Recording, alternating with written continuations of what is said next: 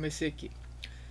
Pessoal, olha só, uma questão um aqui de física bem diferente, né? Com esse gráfico bem curvo aqui, né? Saindo ali da origem e indo até o 10 com tempo igual a 2 segundos.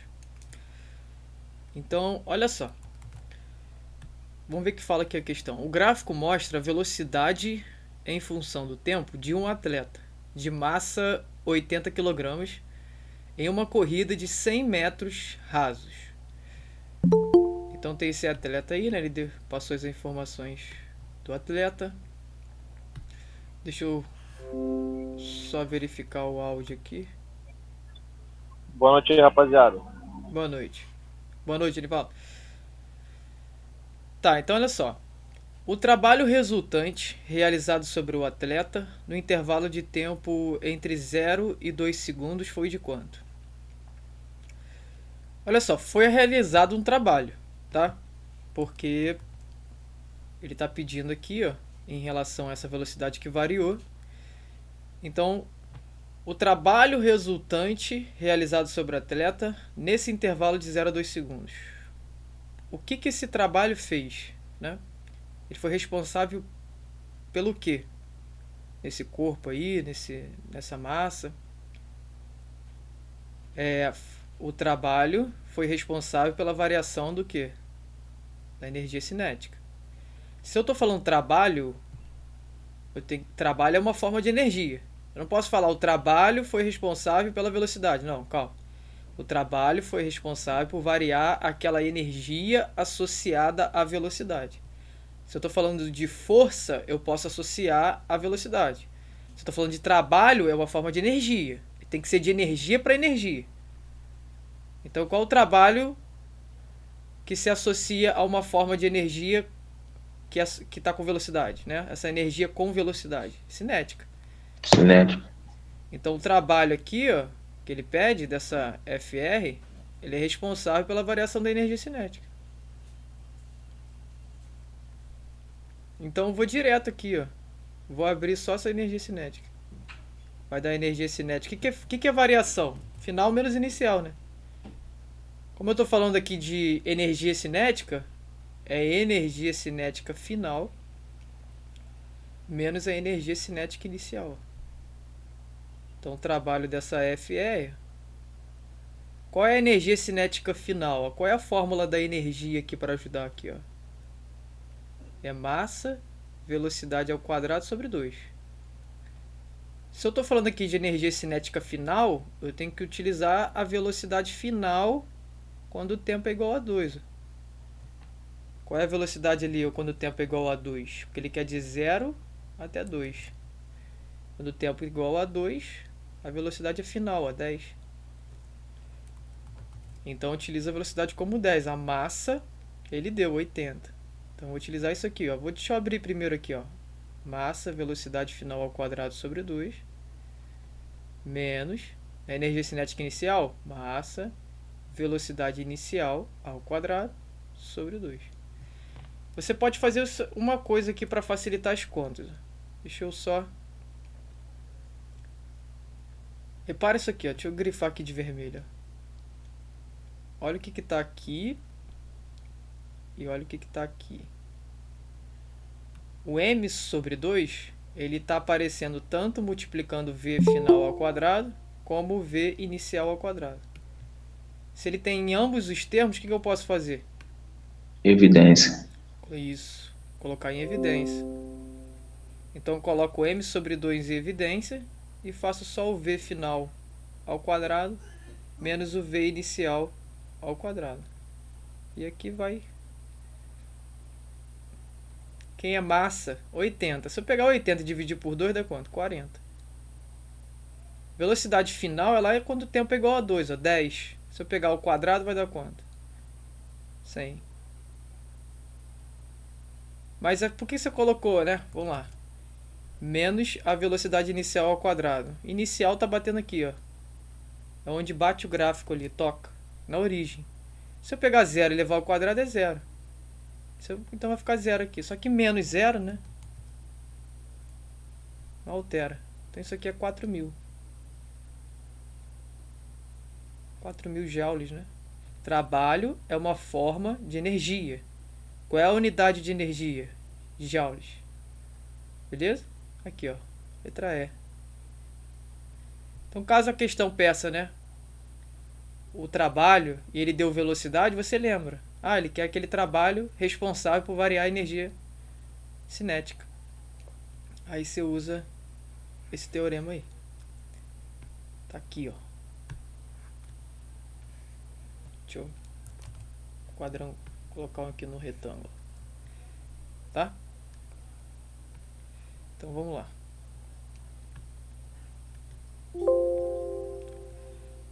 Vamos ver que ele... Luan, Oi. posso falar uma coisa aí?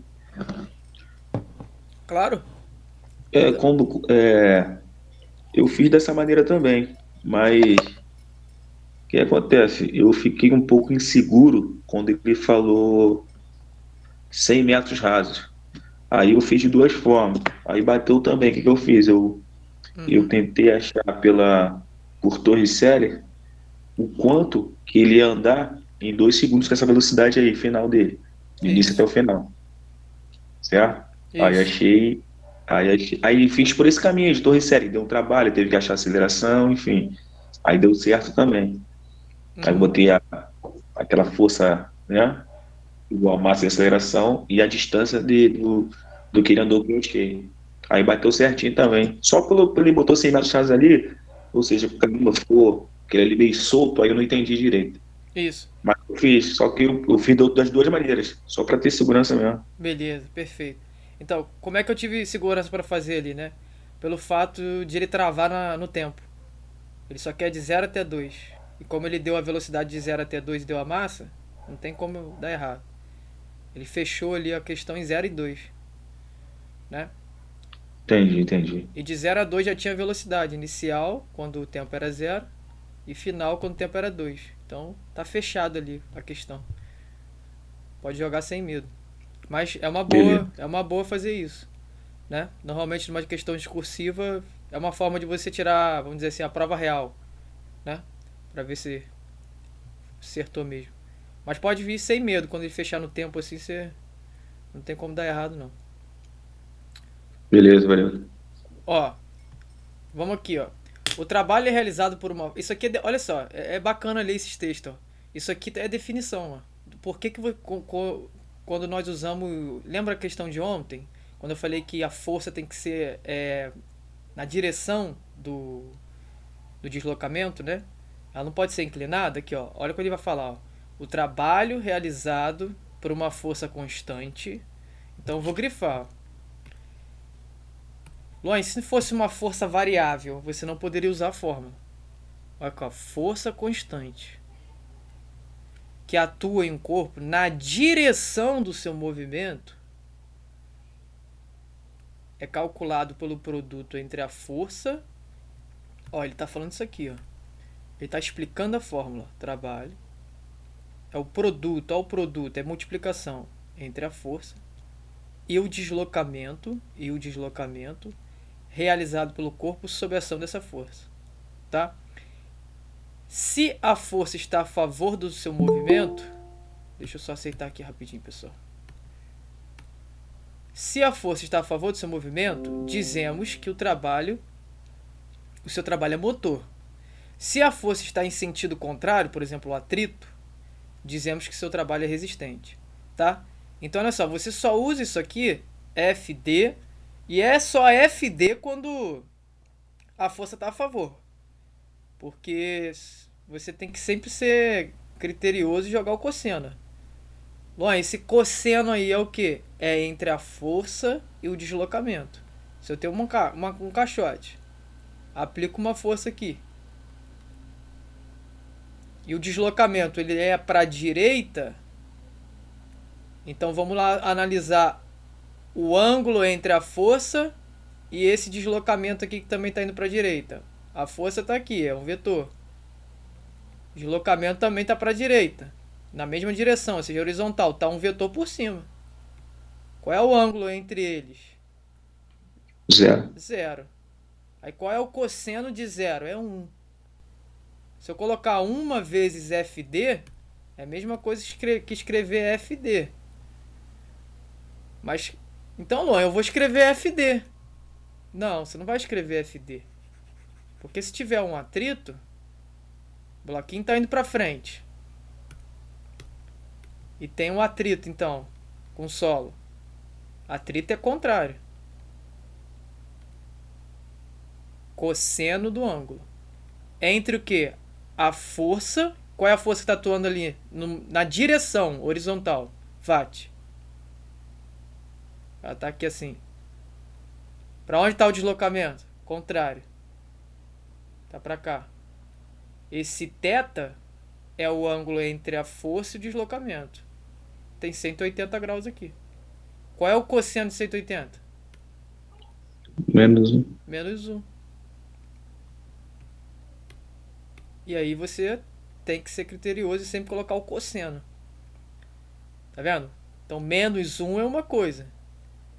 1 é outra. Né? Você vê que a fórmula tem que ter o cosseno. Tranquilo isso? Ah, Luan, eu vi lá na discursiva que não tinha um cosseno. Claro. O cara é doutor em física, pô. Ele já tá entendendo tudo ali. Pra ele é só multiplicar, pô. A cabeça dele já é automática. Ele olha pra questão, ele sabe se a força tá contra, a favor, qual é o seno, qual é o cosseno. Ele só vai indicar. Agora você, na discursiva sem ter alternativa nenhuma, como é que fica? Se você vê se quer negativo. Se você botar positivo e der um trabalho resistente, você errou a questão. Ele pode ser bonzinho e dar alguma pontuação pelas suas contas. Mas você tem que ser criterioso, colocar cosseno e analisar a força e o deslocamento. Esse é o certo, beleza? Então vamos lá, ó. É porque eu vejo muito aluno falar assim pra mim, pô, essa questão é fácil, é FD. Pô, calma, cara, não é isso. Aí muda a direção aí da força, você erra. E se errar numa questão de física do CFO, já era. Vocês sabem disso, é 4 pontos. Então vamos lá, ó. Se a força está a favor do seu movimento, se o trabalho é motor, e está sentido contrário ao movimento, dizemos que o seu trabalho é resistente. A intensidade da força de atrito, você sabe que é contrária ao movimento. Agido em um corpo lançado sobre uma superfície horizontal, realiza um trabalho resistente de 120 joules. Então ele deu o valor do trabalho. Ó, o trabalho dessa força de atrito, ele diz pra gente que é 120.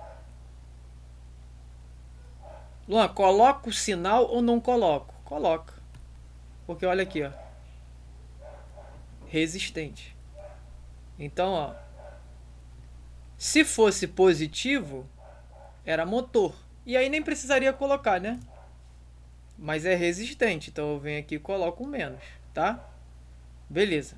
Fazendo o corpo parar após percorrer uma distância em linha reta de 8 metros em Newton. Em linha reta de 8 metros. Calma aí. Ele quer a intensidade dessa força e deu tudo isso aqui agindo em um corpo lançado sobre uma superfície horizontal. Realiza um trabalho resistente de 120 joules, fazendo o corpo parar após percorrer uma distância em linha reta de 8 metros. Ele quer em newtons, tá? Essa força. É porque tá entre vírgulas ali, né? Como se fosse um aposto. Tá, ele quer a força. Ele quer a FAT, né?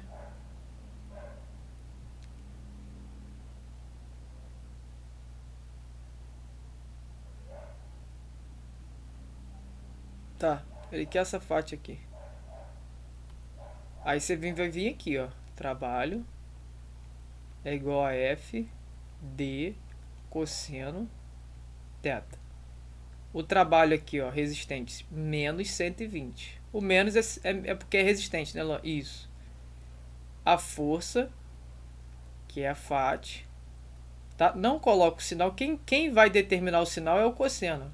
A distância aqui é 8. Olha só. Como a FAT, ela tá sempre contrária. Ele tá indo pra cá, ó. Contrária à força de atrito. FAT. Como ele não falou para onde o corpo está indo, mas eu sei que a FAT é contrária, também pode ser essa hipótese aqui, ó, de ele ir para a esquerda.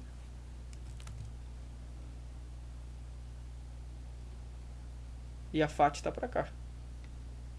Desde que ela esteja contrária à tendência de movimento. Ele não está falando que vai para a esquerda ou para a direita.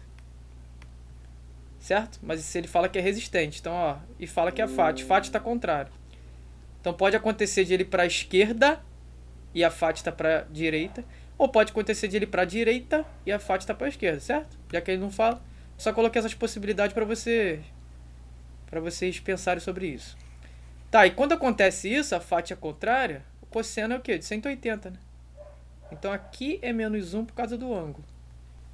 Então vai ficar aqui, ó, menos 120, menos 8 FAT. Só que tem menos de um lado com menos de 8, aí cancela, né? Se eu multiplicar por menos 1. E essa FAT aí, ó, vai ficar 120 por 8, né? 120 e o 8 tá aqui multiplicando a força, desce dividindo.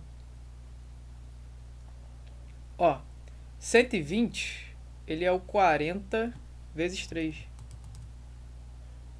40 vezes 3 sobre 8. Só que 40 por 8 dá quanto? 5. E 5 vezes 3? 15 newtons. Aqui, ó. Aqui tem para marcar, na discursiva não tem. Beleza? Então, o que acontece? A UERJ ela vai querer pegar o aluno nisso. Às vezes em sinal, às vezes em um detalhe, entendeu? Aquilo que pode passar direto assim, ó. Então vamos nessa, ó. Tem uma questão aqui. Vamos ver isso daí.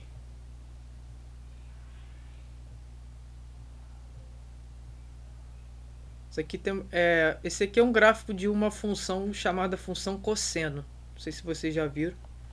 Mas tem um gráfico da função afim, que é uma reta. Tem um gráfico da função de segundo grau, que é uma parábola. Tem um gráfico da função, de todas as funções, exponencial, log. E tem um gráfico dessa função, que se chama função cosseno, né? Ela vai igual uma onda, assim, né? Então, olha só, a figura representa o perfil em um plano vertical de um trecho de uma montanha russa, em que a posição de um carrinho de dimensões desprezíveis é definida pelas coordenadas x e y, tal que o intervalo x está entre 0 a 2π. Aí ele fala que y, olha lá, é uma função, está em função de x. Ó. Y é igual a cosseno de x. Nessa montanha russa, um carrinho trafega pelo segmento horizontal A com velocidade constante de 4 metros por segundo. Então, quando ele está lá em cima, a velocidade dele lá em cima... Deixa eu trocar de cor aqui, ó. A velocidade dele aqui, ó, inicial, é quanto? 4 metros por segundo. Tá. E considerando a gravidade igual a 10 metros por segundo ao quadrado, e a raiz de 2 ele aproximou para 1,4, desprezando o atrito, que é a resistência do ar, a velocidade desse carrinho, quando ele passar pela posição de coordenada x igual a 5π sobre 4 metros. Aí você fala assim, alô, não sei onde é isso aí não. Não tem problema. Você só tem que perceber o seguinte, o eixo y, tá? A velocidade tem nada a ver com o eixo y, tá? Nem com o eixo x. A velocidade é do carrinho, tá? O eixo y, o eixo x é imaginário. Agora olha só, o eixo y e o eixo x são distância, metros. É uma medida de comprimento, tá?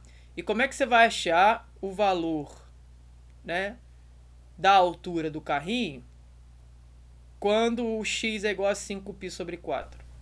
Pessoal, como é uma função, se eu jogar um valor de x, eu acho o valor de y. Só que y é exatamente com a altura. Ele mexe com a altura. Tá vendo? Imagina o carrinho solto. Ele é como se fosse uma folhinha de papel solta. E você pode mexer ele no eixo y. Você acaba vendo a altura dele, ó. A altura, né, em relação a essa função. Então, se você jogar o valor de x nessa função, você sabe a altura que o carrinho ocupa quando o x é 5π sobre 4. Então, a minha função é y igual a cosseno de x. Ó. Beleza? Então, y, qual é a altura y quando eu tenho cosseno de 5π sobre 4? Olha só, lá da trigonometria, né? Como eu estou falando aqui de radianos. O π radianos, deixa eu tentar escrever aqui, é 180 graus, certo? O π é 180 graus, né? Então, olha só, eu vou fazer isso. Cosseno, no lugar de π, eu coloco 180. Né? Porque π não é 180 graus. E divido por 4. 180 por 4 é 45. 45 vezes 5 dá 225. Então, ó, só que isso aqui eu tenho que botar dentro do cosseno.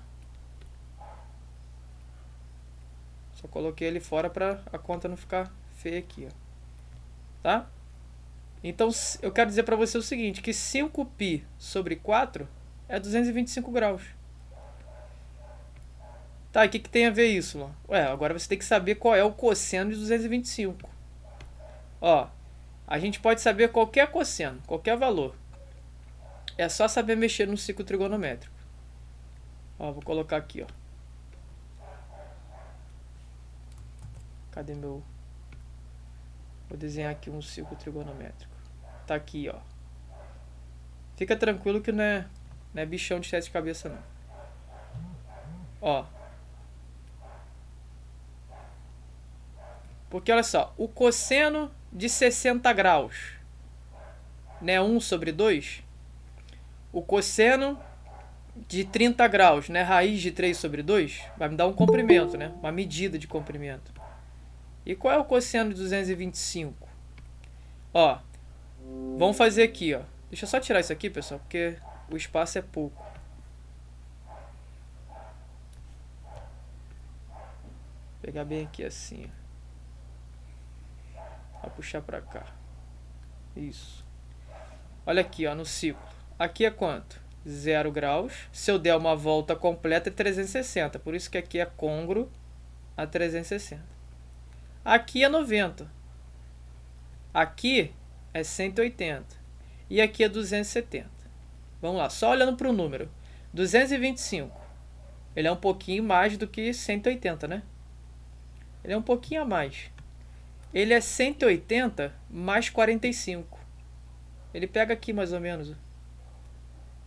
Aqui, ó, 225. Só que quando a gente não sabe um cosseno assim, grande, a gente faz a redução lá no primeiro quadrante, ó. Pronto, fiz a redução lá no primeiro quadrante. Aí o que acontece? Essa partezinha que passou do 180 para cá é 45 graus. 180 mais 45 é 225. Só que essa partezinha aqui é exatamente essa partezinha aqui. Eu não estou pegando dessa linha aqui horizontal, ó, e estou indo até aqui. Eu vou pegar dessa linha horizontal e vou até aqui. Né? É 45. Eu quero dizer que esse ângulo aqui é 45. Então, esse arco aqui, como é ângulo central aqui, vai ser 45. Aqui está 45 graus. Então, assim, o 225, reduzindo fazendo a redução no primeiro quadrante, equivale a 45 graus. Só que o cosseno no lado esquerdo do círculo trigonométrico é negativo. E aqui é positivo. Então, isso quer dizer que cosseno de 225 é igual a menos cosseno de 45. Tem o mesmo valor, só que com o sinal trocado. Cosseno de 225 é menos raiz de 2 sobre 2. Só que fica tranquilo, porque ele forneceu raiz de 2. Ó, ele falou que o raiz de 2 é 1,4. Então fica menos 1,4 sobre 2. Isso aqui é menos 0,7. Né? E como ali, se eu substituir o x que está em metros, como ele inventou ali, né? Vai me dar um y em metros. Tranquilo? Então a altura final dele é essa, menos 0,7 metros. Aí você vai falar assim, pra que serve isso, Luan? Porque eu vou resolver essa questão por energia. E energia tem altura, né? E eu vou precisar dessa altura inicial, que é a altura que ele está lá em zero, que eu já vou mostrar qual é, e eu vou precisar dessa final, que é menos 0,7. Se eu fizer isso, a questão morre. Ó. Vamos só anotar aqui, ó. A altura inicial eu vou achar. A altura final eu já achei. Menos 0,7 metros. Agora você concorda comigo? Ô, Luan, Oi. eu não cheguei a fazer a lista não, porque hoje tô tendo que estudar pra faculdade e tal. Uhum. Mas essa função aí é a seno? Não. Aqui, Esse ó. gráfico não, né? Senão só é de 1 a menos 1, né? Ele Ah, deu. beleza, é a cosseno, é verdade. Beleza. Verdade. Vi agora, valeu. Mas ele não quer pra. Não poderia ser a função cosseno também. Só que ele não quer de 1 a menos 1. Ele tá falando que não vai passar aqui não, ó. Vai passar um pouco depois, ó. Vai passar por aqui. Só que a gente tem que saber essa altura em relação aqui.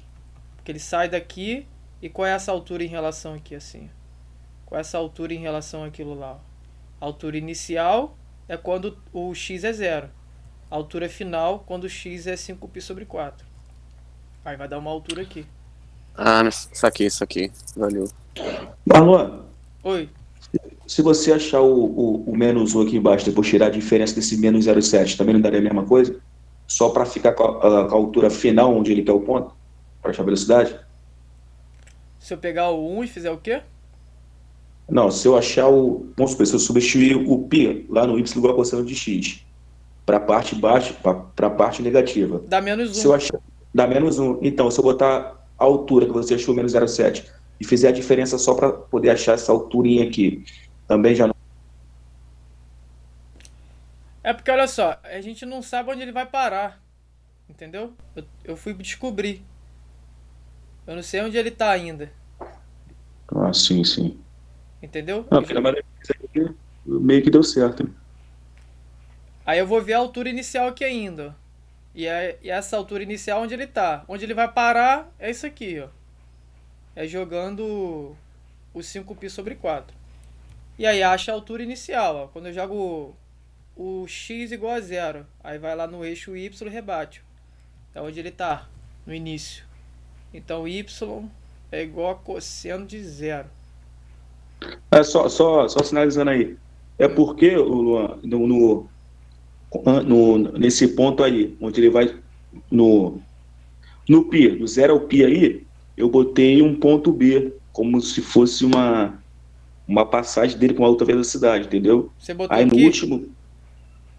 Não. Esse aí eu achei a altura final, no caso. Mais abaixo aí, nesse ponto de inflexão, eu botei mais um ponto. Entendeu? Onde o carrinho vai passar. Olha, eu não sei se tem outra forma de sair, mas só precisa da altura final inicial. Tá, beleza. É porque eu fiz em 3 pontos, aí botei a conservação desses 3 pontos aí. Mas tá, beleza. Valeu. Segue aí. Tá. Então vamos lá. É porque energia é o seguinte, a gente faz de um ponto pro outro. É pra onde ele saiu, da onde ele vai parar. Pronto. São 2 pontos. Aí olha aqui, ó. Y, que é a altura inicial, é o cosseno de 0. Cosseno de 0 é 1. Então a altura inicial é 1 metro. Né? É onde inicia aqui. É onde inicia a função cosseno, não é isso? Parte de 1, né? Então vem cá, ó. Agora eu vou utilizar a conservação da energia mecânica. Porque aqui, ó. Desprezando o atrito e a resistência do ar. Não vai dissipar energia, né? Então vou fazer aqui, ó. A energia mecânica no início vai ser igual a energia mecânica no final. E ele deu a velocidade também no início, né? Então eu vou fazer assim, energia mecânica a gente sabe, ó, é potencial gravitacional como é no início, inicial, mais energia cinética inicial. Isso vai ser igual a potencial gravitacional final mais a energia cinética final, que vai me dar a velocidade final que ele quer. A velocidade desse carrinho quando ele passar pela posição de coordenada 5π sobre 4, que é a final, né? Ele não me deu massa, mas fiquem tranquilos, porque olha só, a energia potencial gravitacional inicial é mgh inicial. Ó, energia cinética inicial é mv inicial ao quadrado por 2. A massa a gente vai poder simplificar em todo mundo. Deixa eu melhorar isso aqui. É igual, ó, energia potencial gravitacional aqui, ó, final é o que? mgh final. Mais energia cinética final, mv final ao quadrado sobre 2. Aí só sair simplificando aqui, ó, massa, massa, massa, massa, né? Aqui a gravidade eu não posso simplificar, mas eu sei que é 10, então vai ficar 10 vezes a altura inicial, que é 1, mais velocidade inicial ele forneceu, agora em tudo ele forneceu, ó, 4, né? 4 ao quadrado 16, se eu dividir por 2 vai dar 8. A gravidade aqui, ó, é 10, ó. A altura final é menos 0,7, eu tenho que considerar como negativo porque é o eixo cartesiano, né? Abaixo do eixo aqui, ó, 0, abaixo da origem, é negativo aqui, né? E acima é positivo o valor de y. Então tem que colocar menos. Mais a velocidade final ao quadrado sobre 2. Ah lá, só ficou ela. Então aqui, ó, 10 vezes 1, vou continuar aqui, é 10, ó. Aí vou colocar mais 8 logo, vai ficar 18. Ó, 10 vezes 0,7 dá 7. Menos ali, menos 7. Mais V ao quadrado final, né? V final ao quadrado sobre 2. Aí esse menos 7 eu toco para a esquerda somando, né? Tá negativo, ele vai somando. 18 com mais 7, vai para lá mais 7, né? Dá 25. E isso é igual a V ao quadrado sobre 2. V final ao quadrado sobre 2. Só encosto 2, ó. Não multiplica por 50, por 2 para formar 50, não. Vai ficar assim, ó. V final ao quadrado é igual a 2 vezes 25. Eu não falei para não multiplicar porque tem raiz exato 25. Né? Vai ficar assim, ó.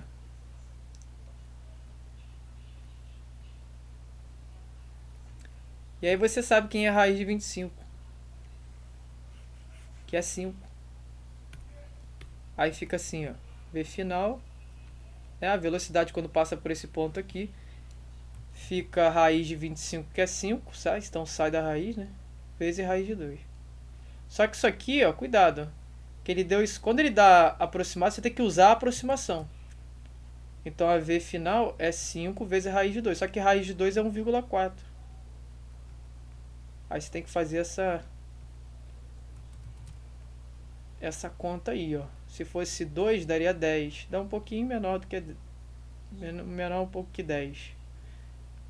Né? Deixa eu ver aqui que hoje... Dá 7, não é isso?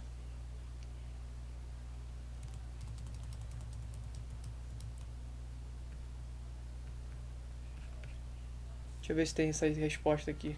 Ou se eu errei. Tem uma letra E aí. Aqui. Né? Meu papel... Tô com o papel por aqui, peraí. Deu letra E. Pessoal, tá tranquilo nessa questão? Pode perguntar se quiser. Tá sim, pô. Foi? É até parecida com uma de ontem que você fez também. Fez Isso. lembrar. Isso. Perfeito. Então vamos nessa. Vamos lá.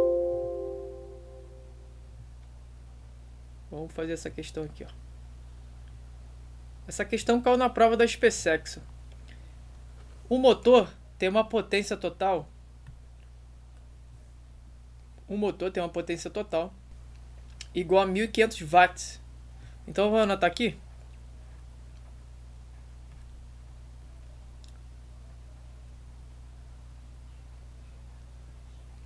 E eleva de 15 metros um volume de 9 vezes 10 na quarta litro de água de um poço artesiano durante 5 horas de funcionamento. Então olha só, calma. A altura, né? São 15 metros. E um volume de 9 vezes 10 na quarta litro. Tá, calma. Só que esse volume aqui, olha para isso e olha para isso. Quando ele fala assim, pessoal, ó, 1 quilograma por litro. Ele só quer dizer para você que 1 quilograma equivale a 1 litro. É isso que quer dizer, ó. A densidade da água é igual a 1 quilograma por litro. A cada 1 litro eu tenho 1 quilograma. Essa é a proporção. Se ele tem 9 vezes 10 na 4 litro,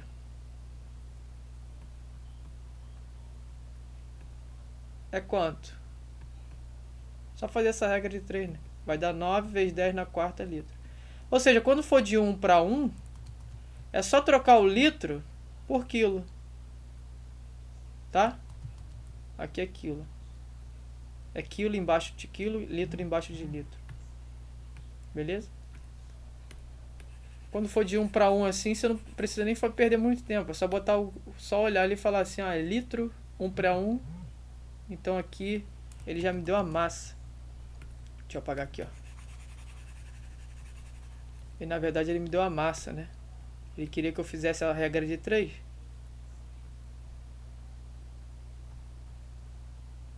Nove vezes 10 na quarta quilograma. Tá? Outra coisa aqui que ele fala o tempo. Esse tempo aqui não está no sistema internacional, né? Horas não é sistema internacional. Qual é a unidade de tempo no sistema internacional? Segundos. Cada hora tem 3.600, né? Como tem 5, eu tenho que multiplicar por 5. Aí eu tenho o total de segundo aí, ó. 3.600 segundos vezes 5. Tá, ele quer o rendimento do motor. Nessa operação é de quanto? Ó, eu vou anotar aqui, ó. Vou tentar anotar. O rendimento, ele é tipo um N assim, ó. Eu exagerei, né? Ó, calma aí. Aí. O rendimento é como se fosse uma letra N puxada assim, ó. Que é uma razão, né? Entre a potência útil. Vou botar assim, ó. P útil. Tá? Pela potência total. A potência útil, Luan. O que é a potência útil? O que é ser útil? É utilizar o que vai ser necessário, né? Para erguer esse tanto aí de água, né? É o que foi útil para erguer esses 15 metros. Então a gente vai calcular a potência útil da seguinte forma aqui, ó. Deixa eu passar aqui, ó. A potência útil foi aquela utilizada. Só que potência é o quê? É o trabalho. Potência é trabalho sobre tempo. Só que olha só, trabalho, eu acabei de dizer para vocês na primeira parte da questão, na primeira questão, é uma forma de quê? Energia. Trabalho é uma forma de energia. E qual é a energia aqui associada?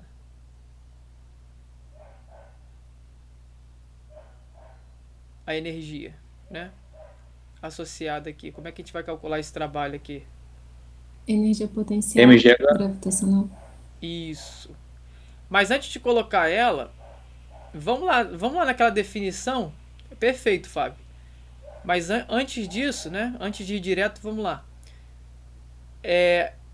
O trabalho é FD, né? cosseno θ. Não é isso? Só que olha só.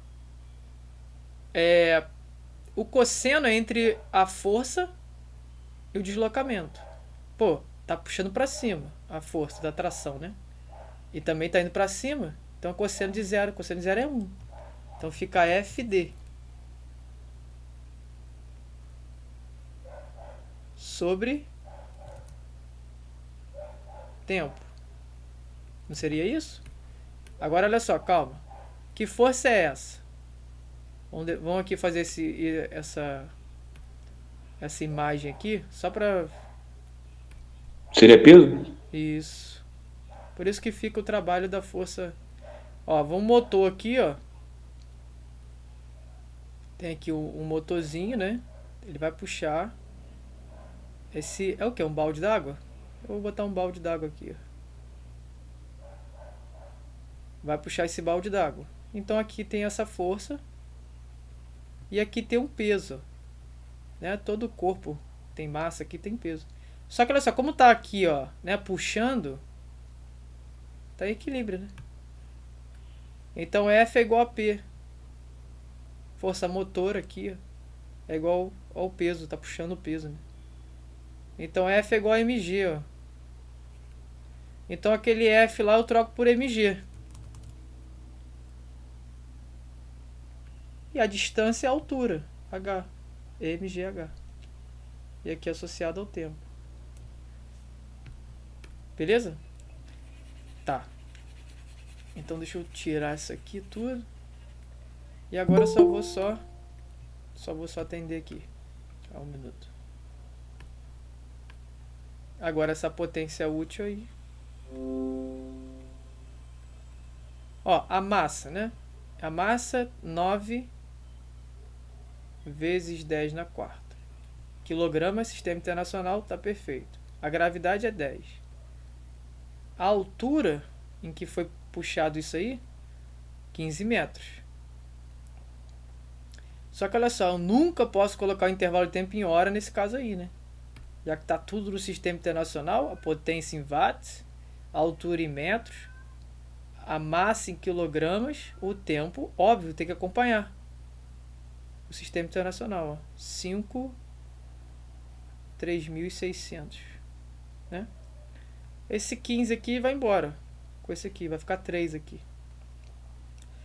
Esse 36, ele vai embora com esse 9. 9 dividido por 9 dá 1. 36 por 9 dá 4. Então eu fico com 3. 10 vezes 10 na 4 é 10 na 5. Vou colocar aqui, ó. 1, 2, 3, 4, 5. E vou dividir por esse 400 lá embaixo, né? Sobrou 2 zeros lá. Ó, vapo. 3.000 por 4. Faz 30 por 4 dá 7,5.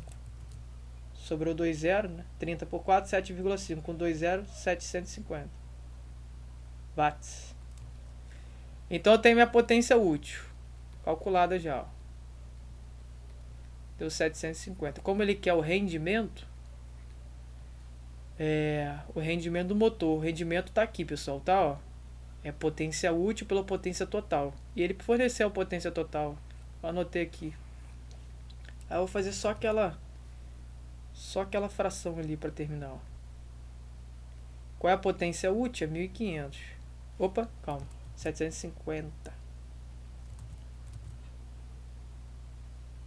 Potência total é 1.500, né? A gente sabe que um é o dobro do outro.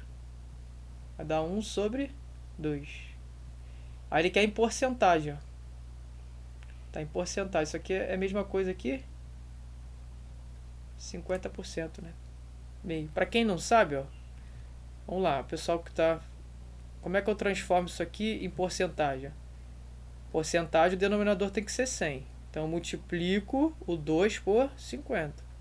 Só que tudo que eu faço embaixo, eu faço em cima. 1 vezes 50 dá 50. 50 por 100 é a mesma coisa que 50%. Aí vai direto aqui, ó, na letra B. Beleza? Alguém tem alguma dúvida nela? Pra mim foi. Beleza. Qualquer coisa vocês podem perguntar aí, velho. Eu vou passar. Ó, tem uma aqui, ó. Essa questão de termologia com eletrodinâmica. É bem bacana ela. Vou aqui tentar achar um Luan, espaço. Oi. já que há alguma questão aí que você lembre de rendimento aí na UERJ? De rendimento. Olha, nos últimos anos não. Mas assim, só se foi lá atrás, cara. Eu agora não me recordo. É muita questão, mas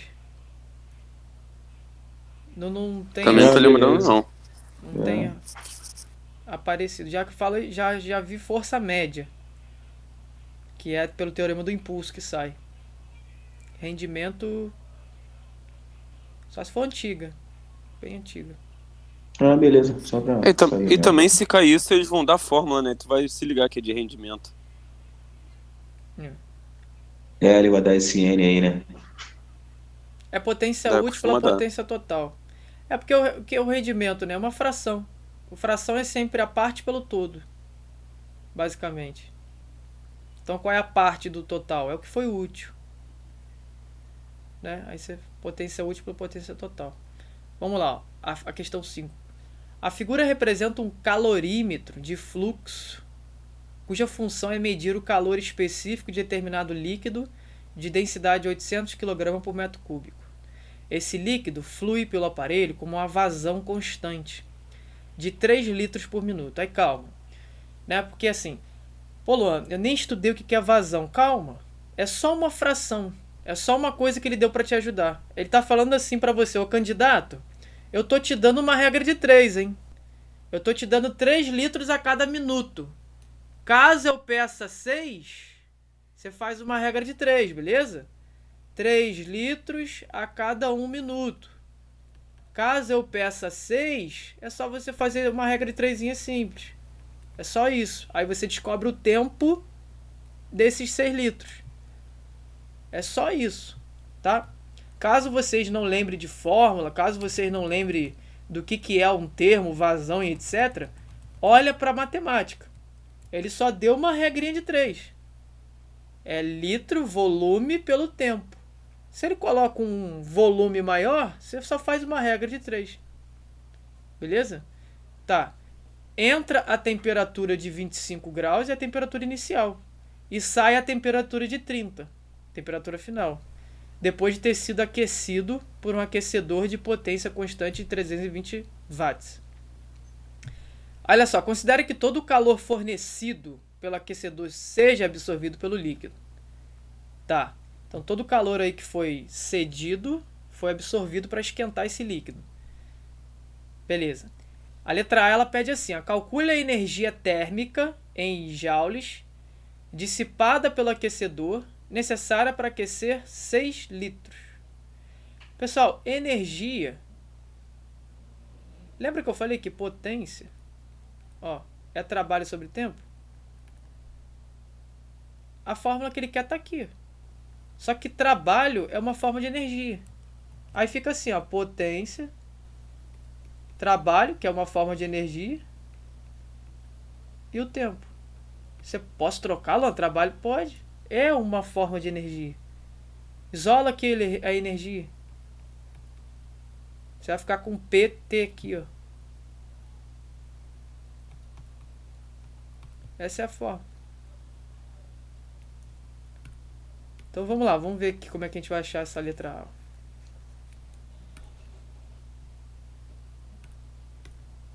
Energia, a letra A.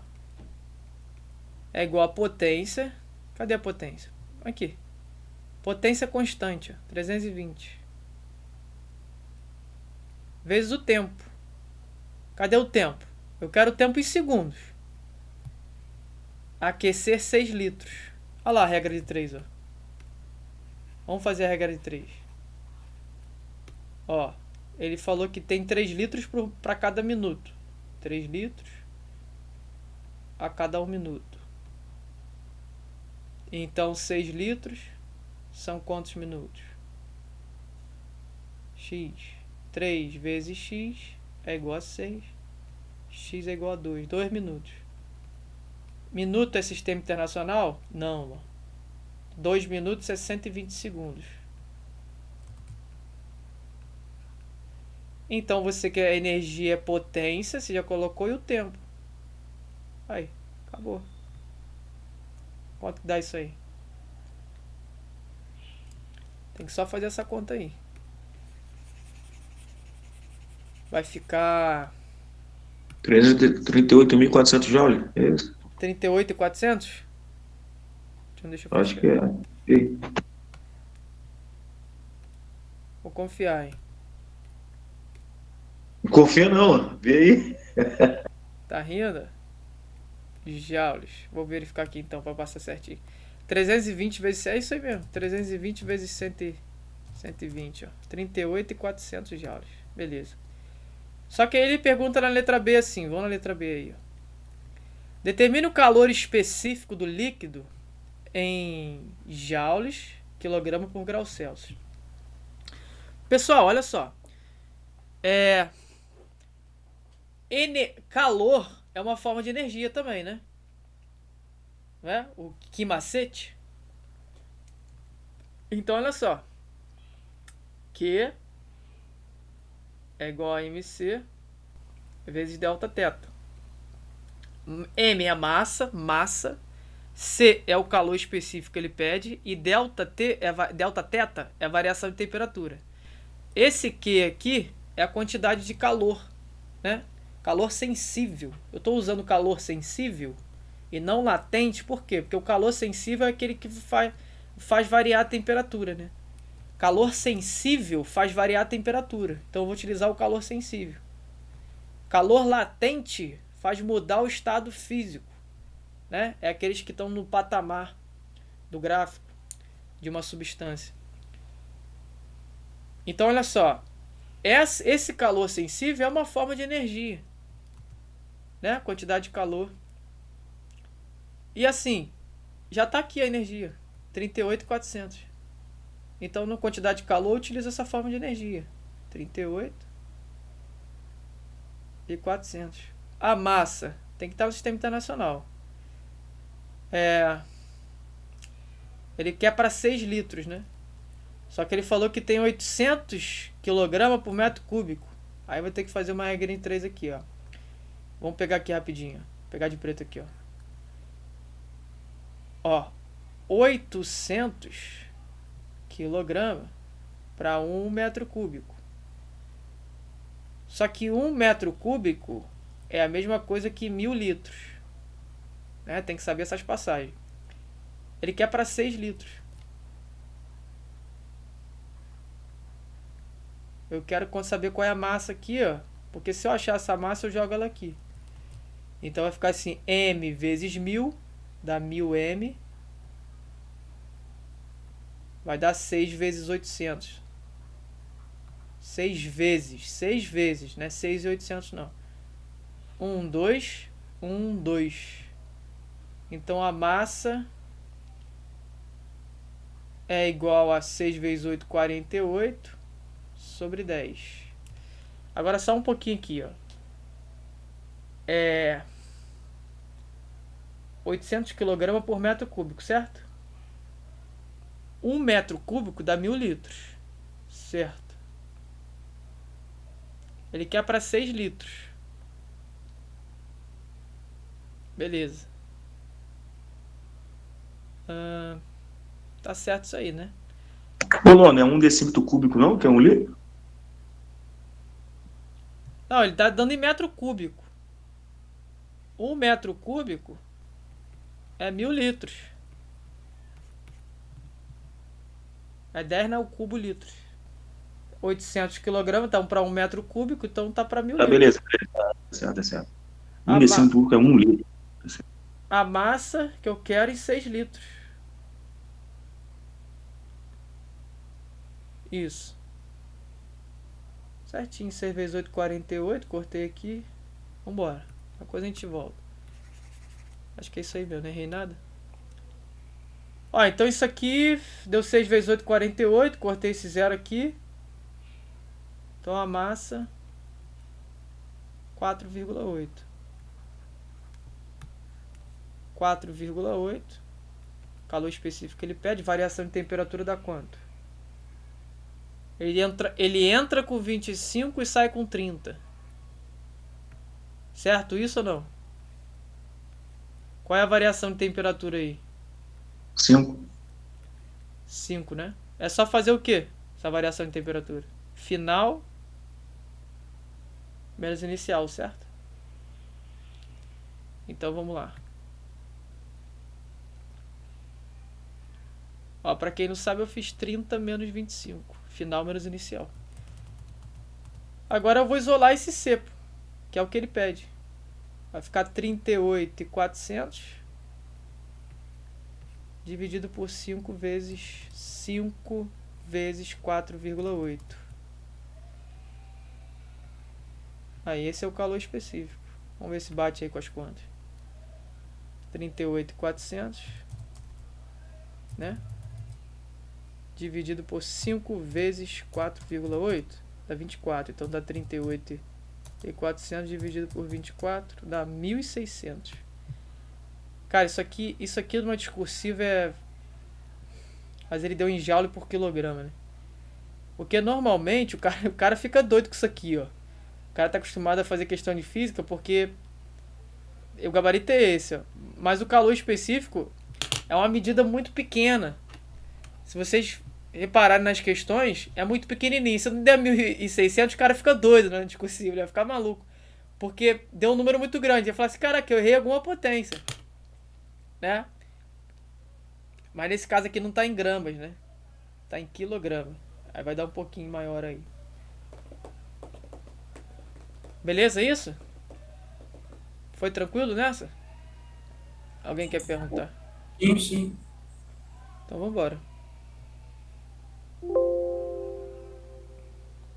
Ó, vamos lá, vamos entrar aqui em geometria espacial. Deixa eu ver o que eu vou fazer nessa questão aqui.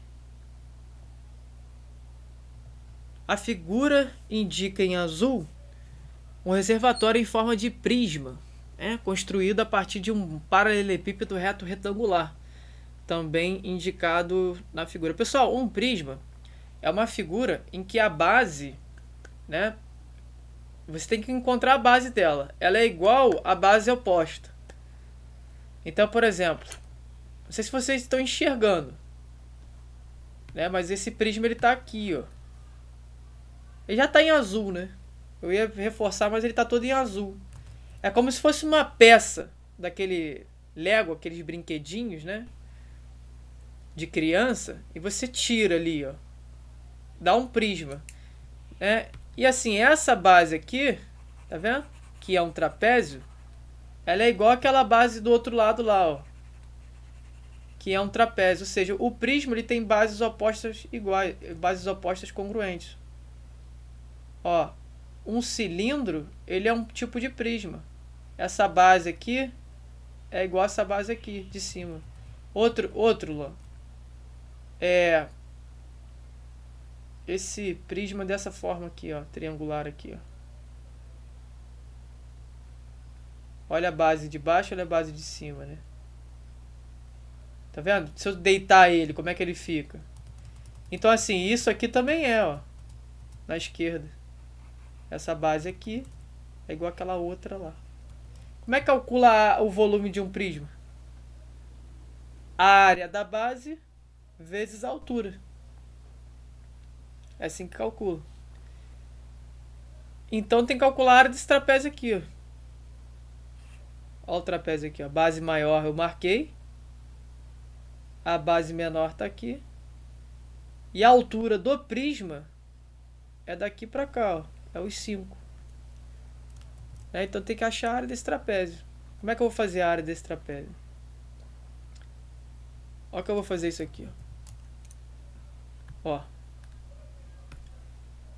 Tá vendo essa quina aqui? Essa pontinha aqui? Eu vou traçar uma altura aqui, ó. Congruente a essa aqui, ó. Ó, bem essa daqui, tá vendo? São paralelas. Só que eu sei que ela mede 6, ó.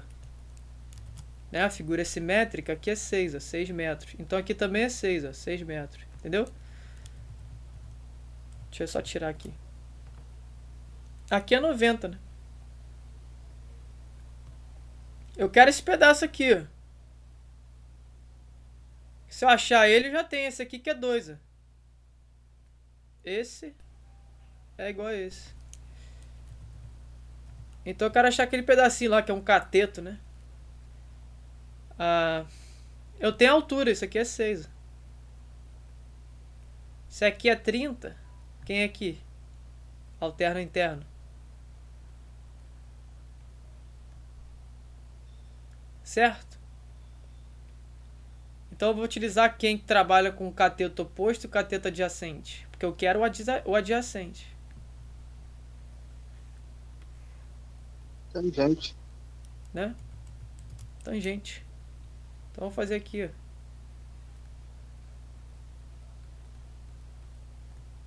Tangente é cateto oposto dividido pelo cateto adjacente. Quem é o cateto oposto?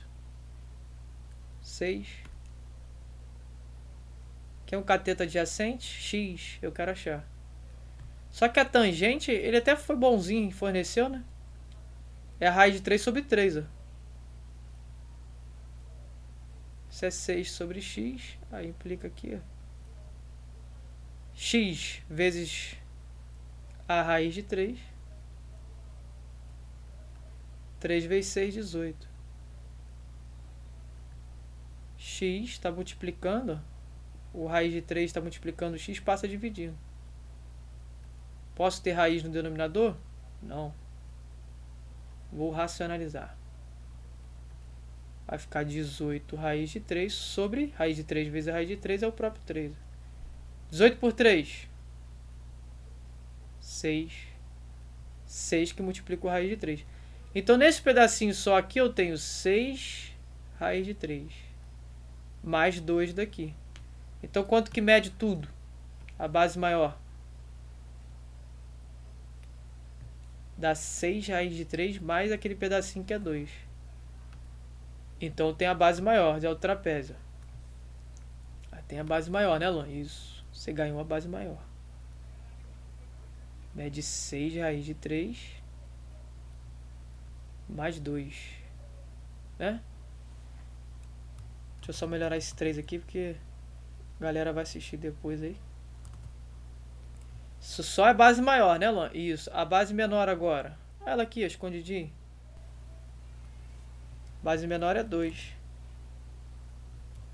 Agora eu vou fazer o quê? A altura do trapézio. 6 metros.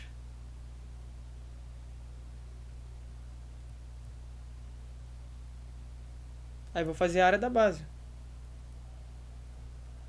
É a base maior mais a base menor vezes a altura. E eu vou dividir isso aqui por 2. Vai ficar quanto isso? Base maior, 6 raiz de 3 mais 2. Base menor dá 2. Altura, 6.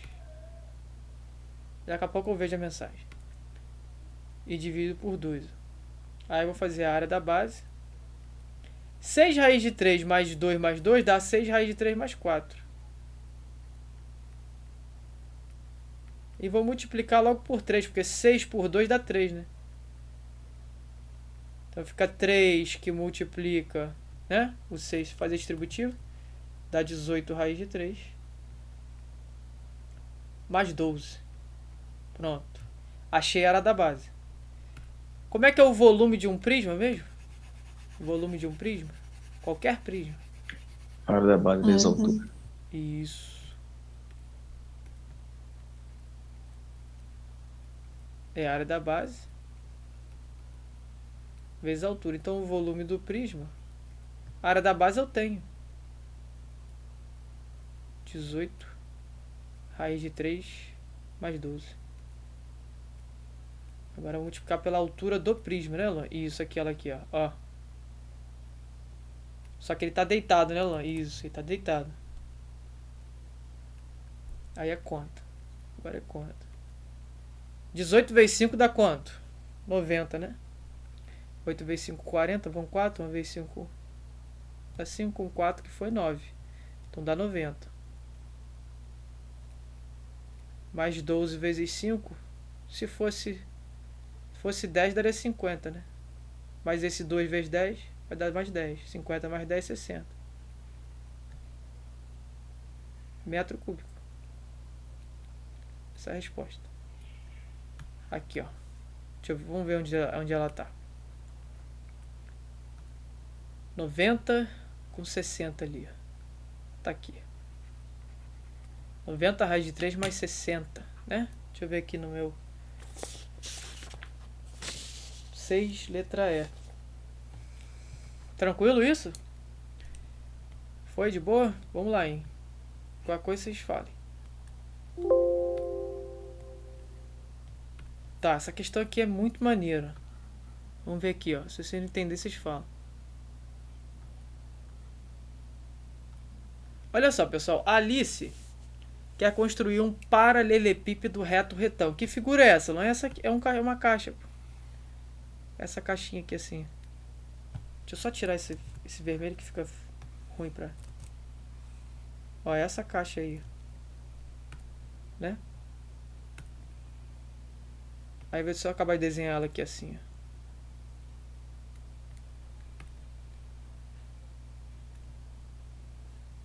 Aí qual é a ideia aqui?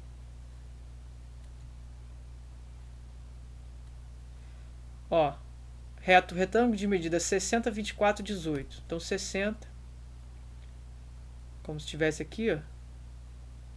24 e 18. Olha só, ele quer construir um paralelepípedo, né? Dessas dimensões com a menor quantidade possível de cubos. Pessoal, olha só. Esquece o cubo.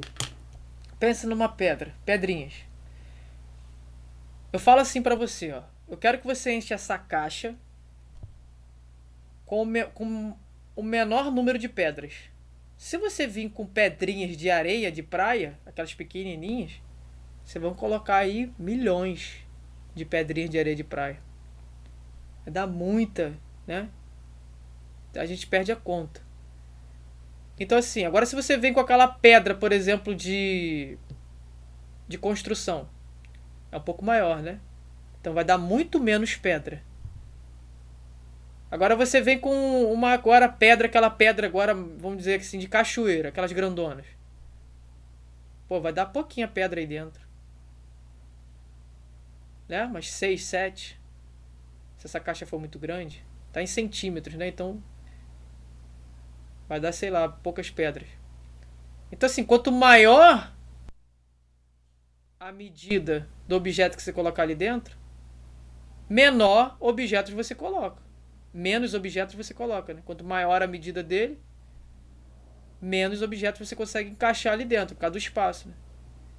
Agora imagina para o cubo isso. Então eu tenho que colocar um cubo com as maiores dimensões possíveis. Como é que eu faço isso? Maior, tô quase falando, né? As maiores dimensões possíveis eu faço o que? O máximo divisor comum. MDC. Isso. Eu vou fazer o MDC de 60, 24 e 18. Você fala assim, mas por que, Luan? Você vai fazer o MDC de 60, 24 e 18? Porque eu quero exatamente o máximo divisor comum desses números. Por quê? Porque eu quero pegar... O que é 60, 24 e 18? São comprimentos. Eu quero conseguir pegar os maiores comprimentos dessas medidas para formar o meu cubo.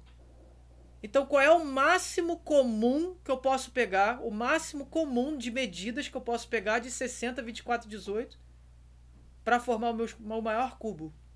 Então, assim, mas tem que ser comum, né, Luan? Isso. Você tem que dividir como se estivesse cortando, né? Esses pedaços de 60, de 24 e 18, o maior possível, só que seja comum a eles três. E aí tem uma ferramenta na matemática que se chama, para resolver isso, que se chama MDC. Né? Que a gente acaba consertando isso. Então eu vou fazer o MDC desses comprimentos, dessas arestas aí, né? 60, 24 e 18. Por quê? Porque eu estou fazendo assim? Porque eu não posso pegar qualquer comprimento de cada um. Tem que ser o que eu pegar do 60, tem que pegar do 24, eu tenho que pegar do 18. Então vamos lá. Ó. Aí eu faço o MDC. E tem que ser o maior possível, por isso que eu peguei o MDC. Então por 2 eu posso? Posso, por 2 eu posso. Todos os números são pares. Então coloca um asterisco aqui, ó, porque o 2 ele consegue dividir todo e qualquer número par. Então 60 por 2 é 30, ó, dividiu o primeiro. 24 por 2 dá quanto? 12. E 48 por 2 é 18. Deixa eu tirar aquele que confunde. Isso aqui é um 18 por 2 dá 9. Agora nem todos são pares, então eu não posso dividir por 2. Vou procurar outro primo. 3. Posso. O menor, né? Vai sempre do menor para o maior. Estou pegando do 2, 3. 3, né? Posso. São todos divisíveis por 3. 30 por 3 dá 10. 12 por 3 dá 4. E 9 por 3 dá o 3. Então esse aqui, ó, asterisco nele, ele dividiu todo mundo. Agora tem número par com ímpar. Aí ferrou, né? Aqui no caso... vai dar certo também no final, mas deixa eu só voltar aqui. Eu ainda tenho que continuar dividindo por 2, pessoal. Porque eu... Eu dividi por 6 direto. também dá certo. Mas o que acontece? Você vai dividindo pelos menores primos. O 2 é o menor, então a regra você tem que continuar com ele até... Eu não vi o 30 aqui, ó. Percebi o par aqui. Então acontece o 2... O 30 por 2 dá 15. Por 2 aqui dá quanto? 6 e aqui por 2 não dá. Repete. Então o 2 não dividiu todo mundo, ó. Não dividiu o 9. Aí tem que continuar por 2. Dá 15. 3, 9. Não dividiu todo mundo, né? Não dividiu o 15 e o 9. Agora por 3, agora sim. O 3 vai dividir todo mundo, asterisco no 3. Ó. Dá 5, 1, 3. E aí agora por 3, que não vai dividir todo mundo. E por 5 para fechar aquele 5. Então o MDC aqui só são aqueles que estão com asterisco, ó. Esse aqui e esse aqui. Você multiplica só quem tá com... Só quem dividiu todo mundo. 2 vezes 3, 6. Então 6, o que é 6? Né? Vamos questionar isso. 6 é a medida do maior comprimento em que eu posso pegar o todo ali do 60. É o máximo que eu posso dividir o 60 ali. É o 6 por 6. É o máximo. Eu posso pegar do 60 um comprimento de 6. Do 24, um comprimento de 6. Do 18, um comprimento de 6. Né? É o máximo que eu posso pegar deles ali. Tá? É esse comprimento de 6. Um pedaço. Tá? Aí você fala assim, Luan, quantos pedaços você pode pegar? Porque se você pegou um pedaço de 6 em cada um, você formou um cubo. Ainda vai sobrar. Se você tirar de 60, 6, sobra. 24 você tira 6, sobra. 18 você tira 6 centímetros, sobra. Então se você tirar 6 de cada um, você forma um cubo grandão. É o máximo, com maiores dimensões. Pode tirar mais 6? Pode. Pode tirar mais 6? Pode. Você pode... Aí vai tirando. Né? Então vamos lá, como é que eu vou fazer isso? Eu vou pegar 60, que é o todo, e vou dividir por 6. Eu vou ver quantos que eu vou pegar aqui, ó. 60 por 6 dá quanto? 10. Certo? 24. Eu estou dividindo por 6. Dá quanto? 4. E eu vou pegar o 18 e vou dividir por 6. Dá 3. Eu peguei 10 pedacinhos de 6 centímetros para o 60. Para o 24 eu peguei 4 pedacinhos de 6 centímetros. E o 18 eu peguei 3 pedacinhos de 6 centímetros. Né? Como é que eu vou saber pedacinho, pedacinho, pedacinho? Vou multiplicar, né? Porque o volume de um cubo eu não multiplico? Comprimento, largura e altura? Então 10 vezes 4 vezes 3. Certo isso? Então, ó.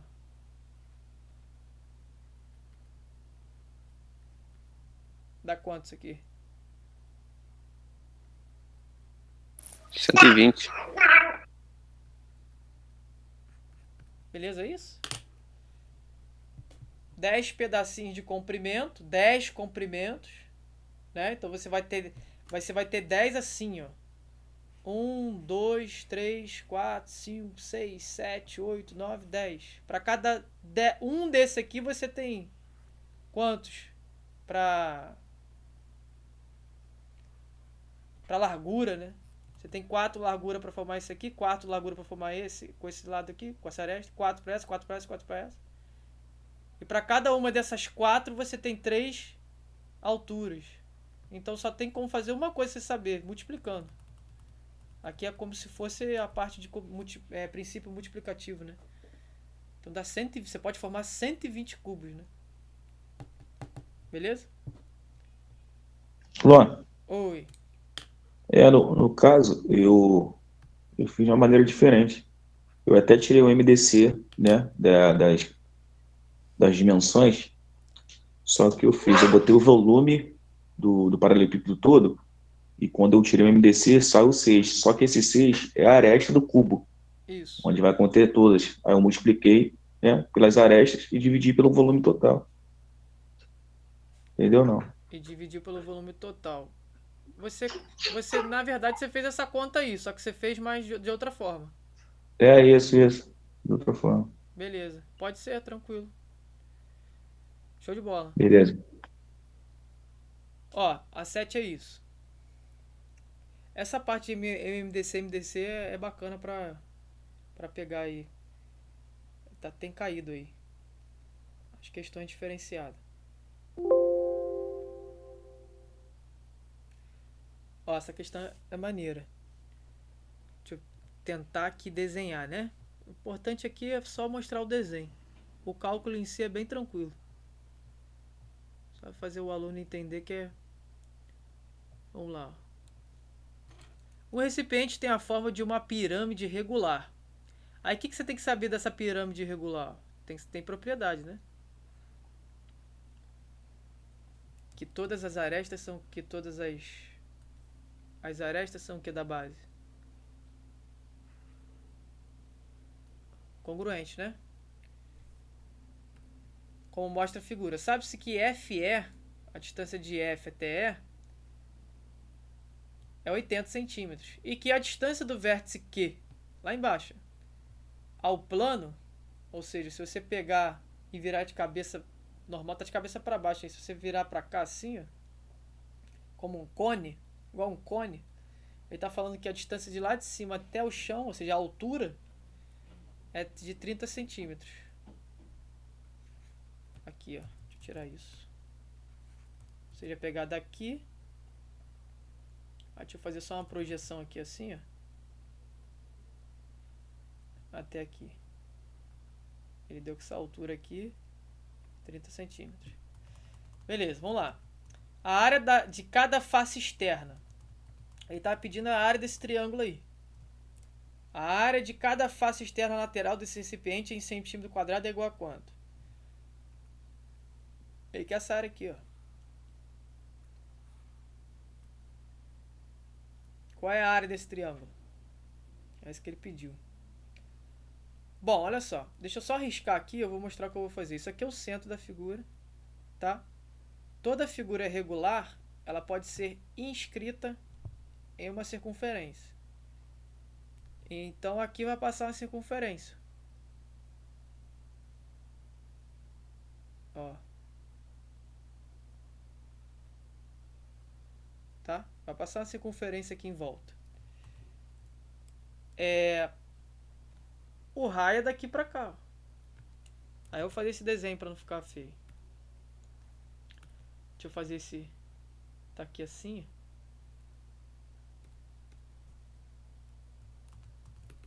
Solta.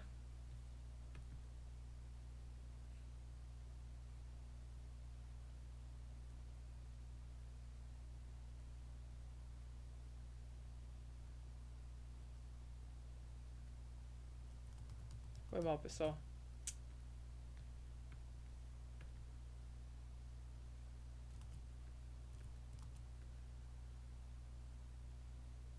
Beleza. Como é regular, eu posso inscrever o polígono.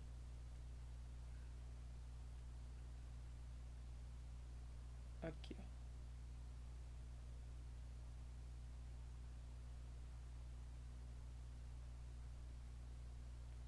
Aí eu coloquei aqui dentro esse hexágono aqui. Tá, o que você tem que saber disso aqui? Ah, eu quero achar isso aqui, que é a base do triângulo. Qual é a base do triângulo aqui, ó? Essa medida de P até R, né? Vamos botar ela aqui, ó, P até R. Eu quero achar ela. O centro da figura tá aqui, ó. Daqui pra cá ele forneceu, ó. Ele falou que é FE. Aqui, ó. F até E. Ele forneceu. Tá, isso é o diâmetro do círculo. Então esse pedacinho aqui é o metade, né? É o raio.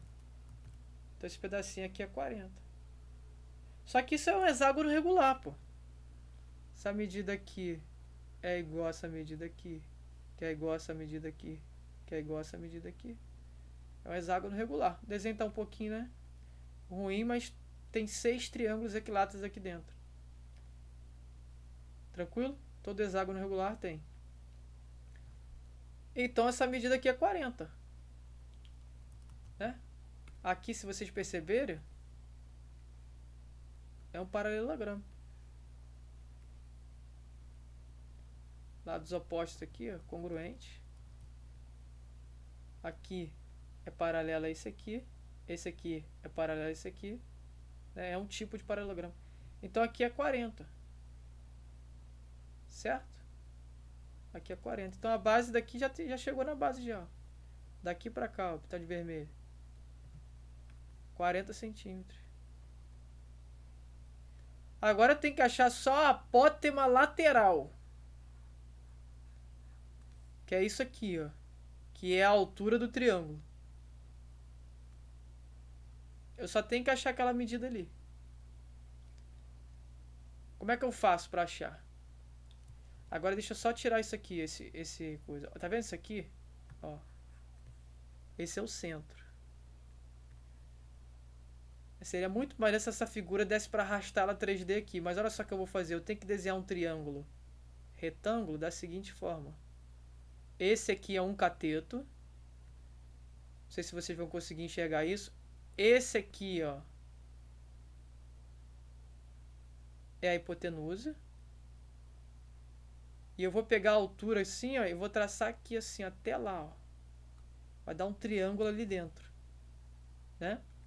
Aí deixa eu tentar desenhar isso pra vocês. Só que antes, repara no seguinte. Que medida é essa daqui pra cá? Daqui pra cá. A altura do triângulo equilátero.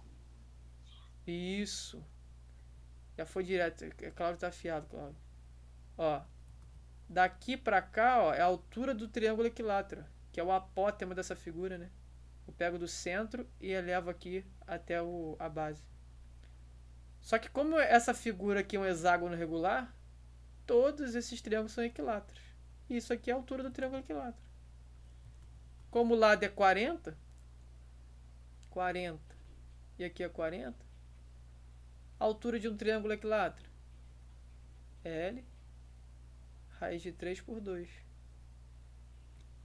Lado, 40.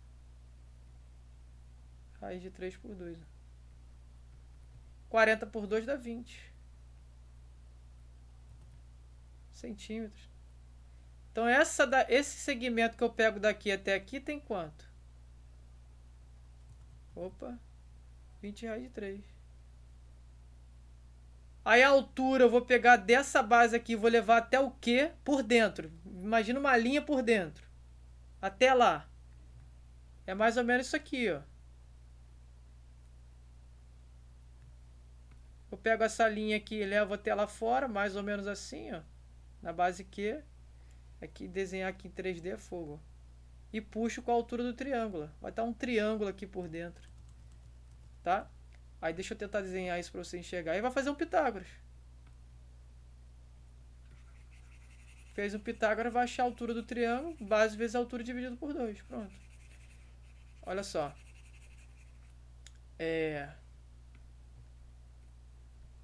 Imagina isso aqui, ó. Vamos lá. Vou desenhar, está de cabeça para baixo, não tá? Eu vou desenhar normal. Tá uma casquinha, eu vou desenhar como se fosse um cone. Só para tentar fazer enxergar, ó.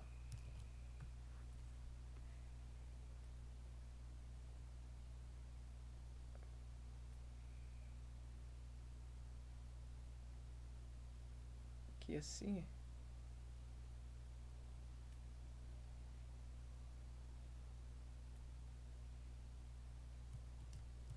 Só essa parte aqui já dá. Aqui é o início, ó. Aqui é o centro. Certo? Eu tô pegando daqui e levando lá no vértice. E aqui é a altura dessa pirâmide. Aqui é o tal do triângulo que tá aparecendo. Tá vendo? Se eu for rodeando isso aqui, eu peguei o apótema, né? Para formar um triângulo. Que é daqui, deixa eu botar um azul, até esse lado aqui. E daqui eu quero essa altura azul. Tá vendo? Vou até trocar isso aqui. Ó. Concorda comigo que o do chão, eu só virei a figura de cabeça, tá de cabeça para baixo, eu só virei ela normal. Aqui é 30. Essa altura aqui é 30. Daqui pra cá é o apótema. Isso aqui, ó, 20 raiz de 3. Aqui é 90. Tem um triângulo aqui dentro. Vou calcular o que? Pitágoras. Certo? Para achar essa linha verde aqui, ó, que é a altura do triângulo lá de fora. Aí eu vou chamar essa de x, ó. X ao quadrado é igual a 30 ao quadrado mais 20 raiz de 3 ao quadrado. Aí vem aqui, ó, x ao quadrado é igual... 30 ao quadrado dá 900. 20 ao quadrado dá 400. Raiz de 3 ao quadrado é 3. Aí quanto dá isso aqui? 3 vezes 4 dá 12, né? Com 0, 0, 1.200. 1.200 com 900. 2 e 100. Tira a raiz. 2 e 100. 2.100 é 21 vezes 100. Tira a raiz de 100 dá 10. Raiz de 21 não tem, né? Fica 21. Aí eu achei essa altura aqui, ó, que eu queria em verde. Achei ela. Como eu já tenho a base, que é lado do triângulo, né, que era 40, lembra? Só fazer a área. É base vezes altura, dividido por 2. A base vermelha, lembra que era 40? Porque tudo isso aqui é 80. Metade é 40. Aí tem vários triângulos aqui. Aqui também é 40, ali é 40. Triângulo equilátero. Então a base é 40. A altura em verde é o que? 10. Raiz de 21. E eu tenho que dividir isso pela fórmula por 2, né? Isso aqui vai dar 40 vezes 10, dá 400. Por 2, 200. O que? Centímetro quadrado. Beleza? Aí isso aqui tá na letra B. Beleza? É isso? Uma questão bacana aí pra discursiva. Pode vir tranquilamente uma dessa aí. Essa é a questão 8, né? 8, letra B. Beleza, pessoal? Alguém quer perguntar? Pra mim tá tranquilo, pô. A parte difícil mais é enxergar ali, né? O Isso. que é cada coisa ali para poder fazer Pitágoras, né? Ter essa visão tridimensional, né? Na parte de pirâmide, isso é bem batido. Se você fechar um capítulo de pirâmide ou fazer questões de pirâmide, aquela base ali, 20 raiz de 3, é... Você joga pro vértice, ou você joga para onde está o apótema. Se você tem, ó... As questões são todas assim, ó. Porque olha só. Deixa eu apagar isso aqui. Você tem lá a questão, né? Vai ter uma pirâmide e tal.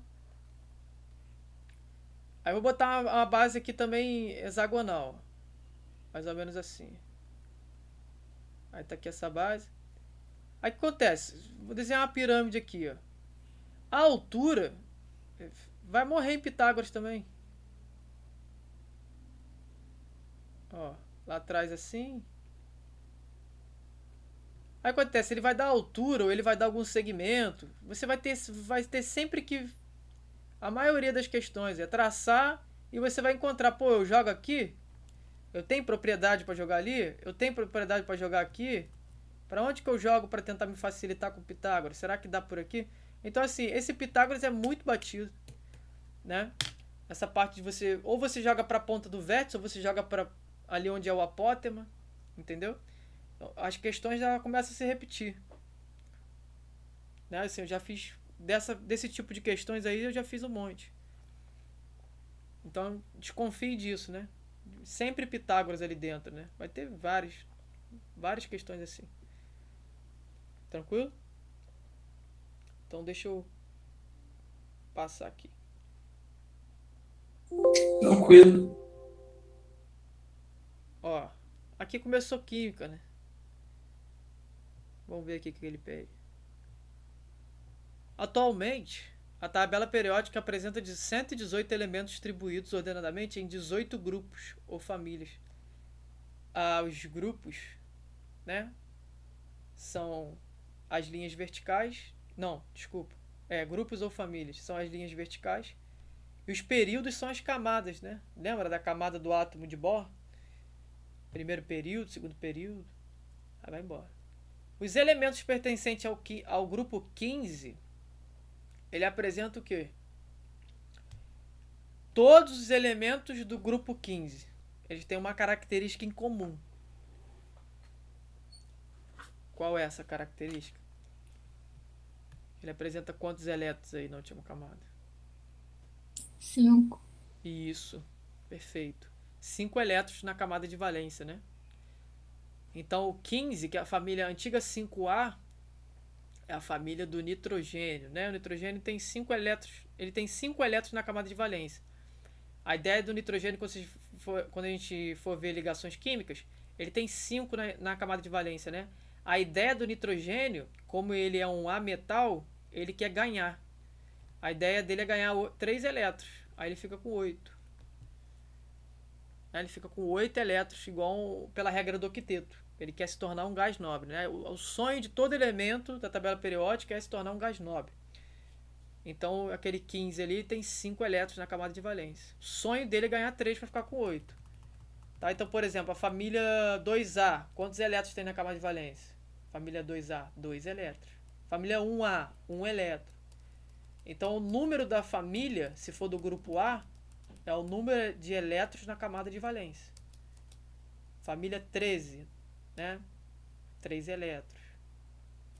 Família 7, que são os halogênios, 7 elétrons. Os gases nobres, 18, família 18, 8 elétrons. Tranquilo? Então aqui, ó, tem 5 elétrons de valência. Né? Olha para a camada de valência e analisa, que vai ter essa quantidade.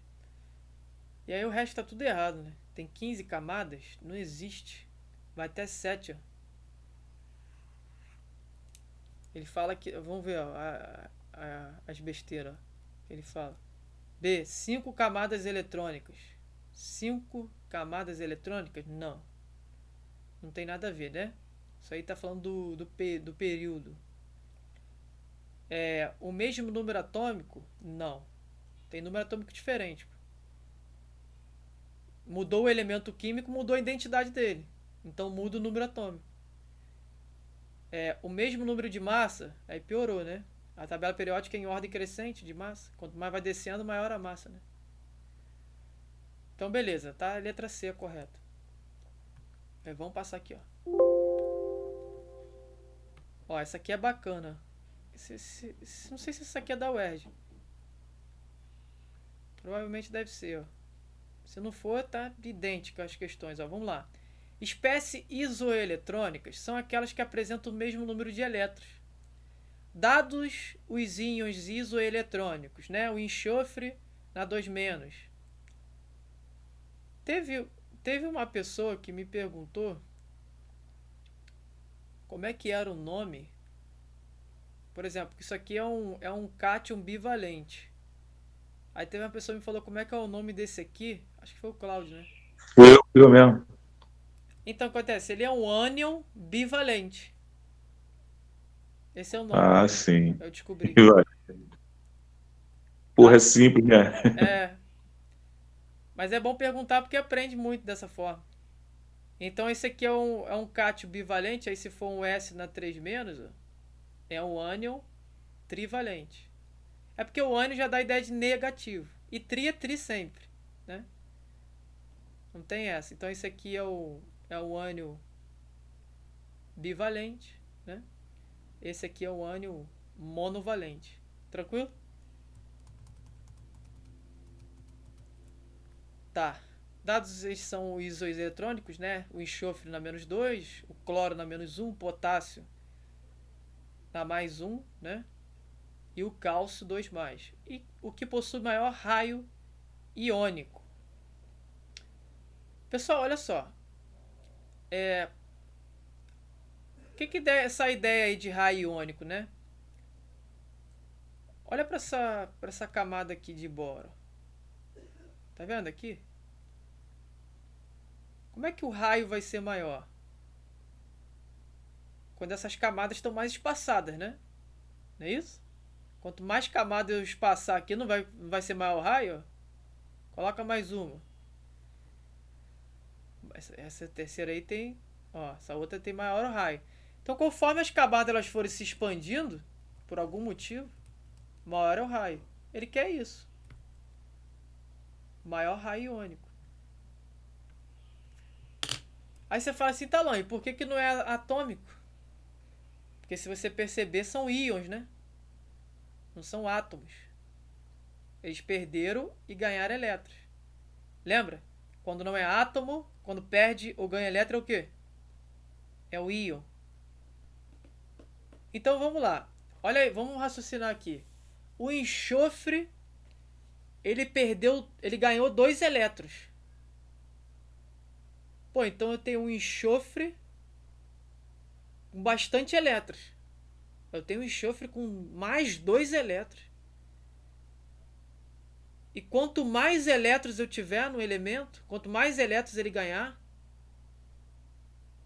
mais elétrons vai ter nas camadas. Quanto mais elétrons eu tiver nas camadas, fala comigo. Elétron com elétron dá certo? Nas camadas? Se eu coloco uma camada aqui, ó, vamos dizer que o enxofre é isso aqui. Eu não sei exatamente que tem que fazer distribuição eletrônica, mas vamos lá. Vamos dizer que o enxofre é isso aqui. Ele tem o número certo de elétrons. Ele é um átomo. Se eu começar a ganhar elétron a mais, ganhei 2. Ó. Eu empurrei mais 2 elétrons no que ele é. Sabe o que vai acontecer com essas camadas? Ela vai se afastar para compensar. Cargas de mesmos sinais se repelem. Então a camada cresce. Um elétron que está aqui, negativo, ele não vai querer ficar perto desse aqui. Ele vai querer se afastar.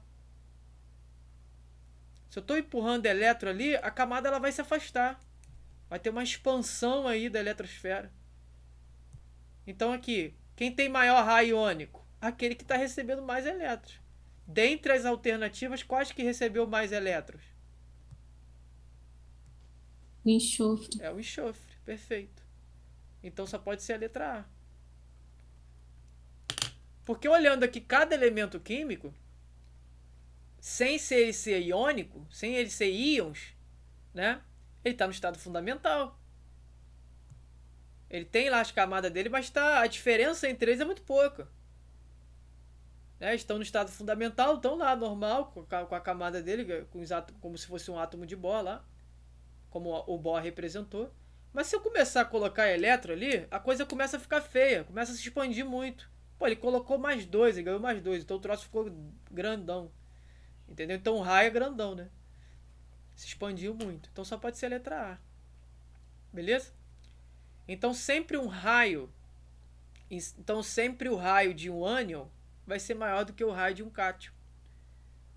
Tranquilo isso?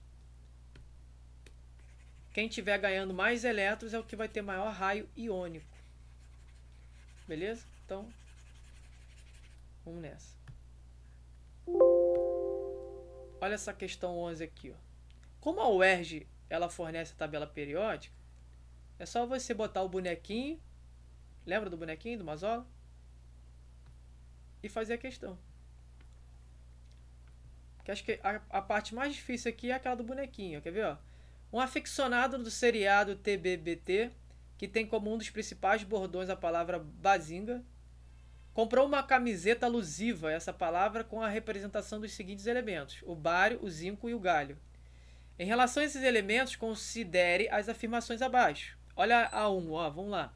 O zinco, que é um metal de transição externa, apresenta raio atômico maior que o bário.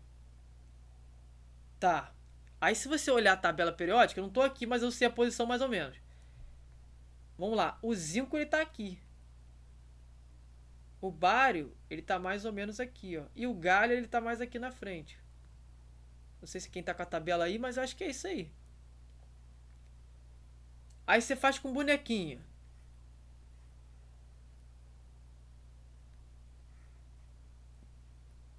Tudo que é M cresce para cá, tudo que é N cresce para lá.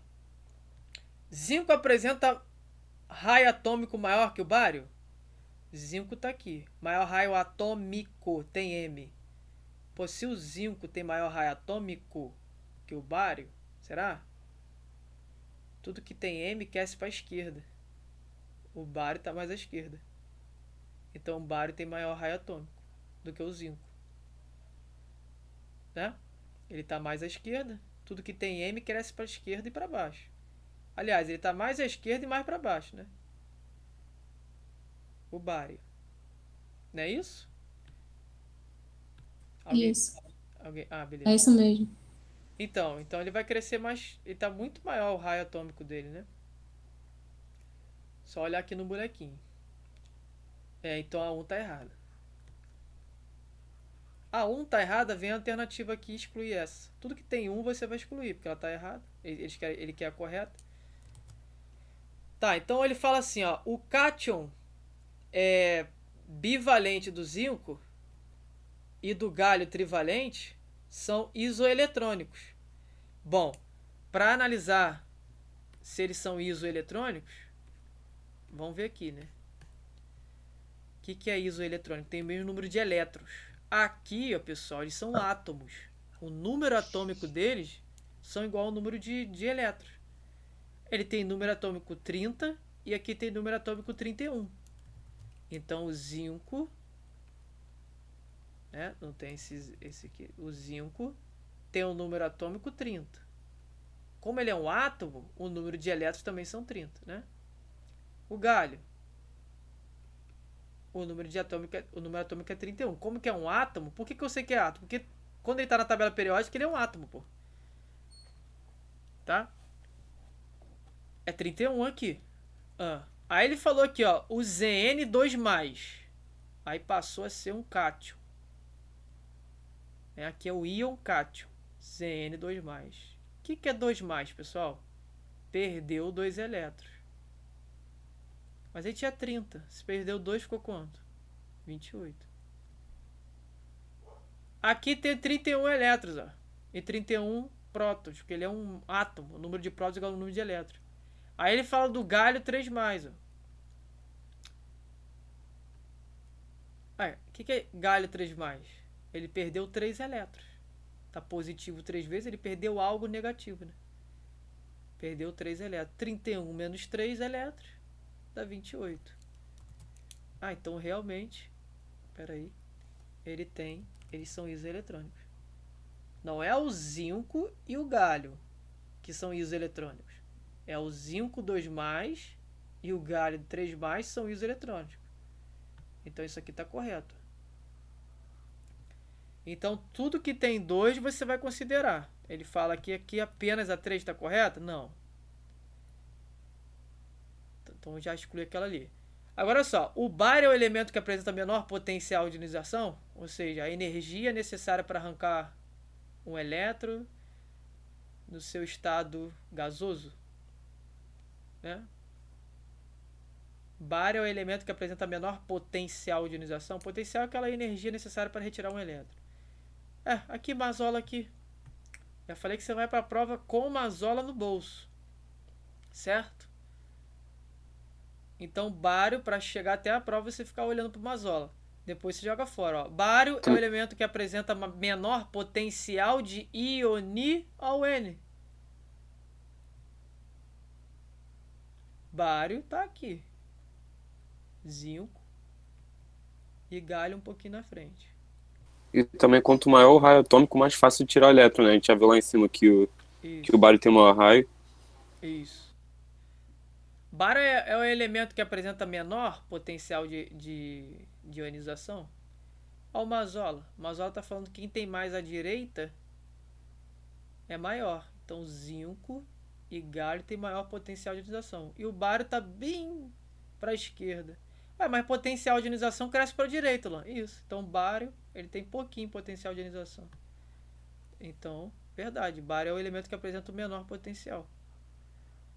Então, assim, você acha que eu vou, com um monte de matéria para estudar, eu vou ficar gravando o que é raio iônico, raio atômico, né? É porque, como eu dou monitoria, né? Ano passado eu comecei com química, eu tenho que estudar para poder explicar. Mas, assim, para matar as questões, eu perdi as contas com o boneco Mazola salvou. Na hora, eu desenho ele e vejo. Porque até gastar tanta energia para poder ficar desenhando o átomo de Bohr, ou pensando no número atômico, na distribuição eletrônica, não tem tempo. Quanto mais rápido, melhor. Não, pode explicar essa parada aí desse Mazola aí? Eu não assisti aquela aula não ainda, vou assistir durante a semana. Tá. Rapidinho, vou explicar. É letra D, ó. Na química, tem uma parte que se chama propriedades periódicas dos elementos. E essas propriedades periódicas, elas são o raio atômico, o raio iônico, o potencial de ionização, o caráter metálico, né? Que é sinônimo de eletropositividade. Aí, ao invés de chamar de eletropositividade, não chama. Por quê? Porque no boneco do Mazola não tem. Qual é o sinônimo de eletropositividade? Caráter metálico, que tem M. Então aqui o boneco Mazola é o seguinte, ele é um macete. Claro, eu expliquei lá na live e tal, cada propriedade. É importante saber isso, né? Mas o boneco Mazola é o seguinte, todas essas propriedades periódicas, ela tem M ou N. Então o boneco é o seguinte, ó. Você faz o bonequinho na prova, né? Faz ele aqui, ele tem um bracinho aqui e tal.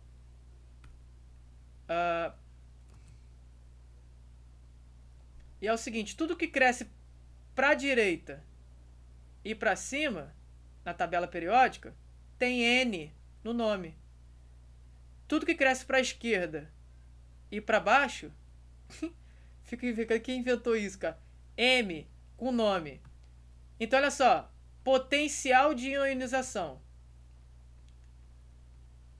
Potencial de ionização. Tem N.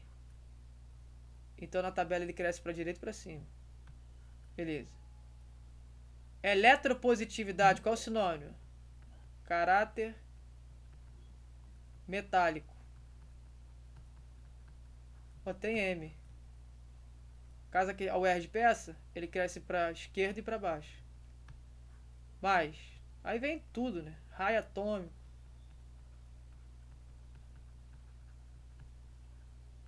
Cresce, tem M. Cresce para esquerda e para baixo. Tem mais, Alan? Tem, pô? Tem. Pode botar qualquer um aí, ó. Eletronegatividade. Tem N, pô. Raio iônico. Aqui, ó. É. Não, é pra ir mais rápido mesmo. Porra, bagulho muito maneiro isso aí. Porra. Eletronegatividade. Aqui, ó. Tem N aqui.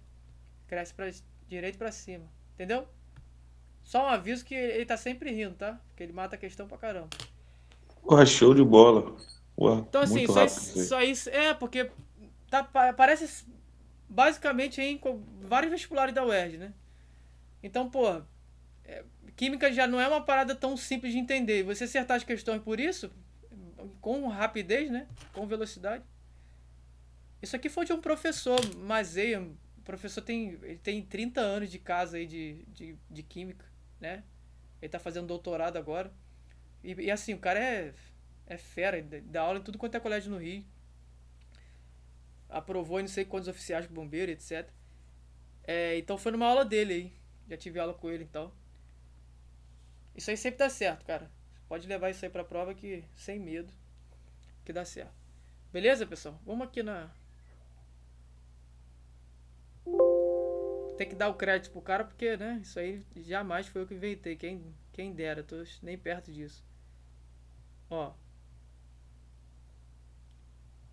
Vamos aqui na 12, ó. Lembra da tríade de Dobereiner? Lembra desse químico? Que eu dei lá na parte da introdução, né? Aqui, ó. Caiu na UERJ. A gente pensa que às vezes a história da química não cai, né? Tá aí, ó. As tríades do cara lá, ó. Isso aí, até tava colocando as datas, né? Na live.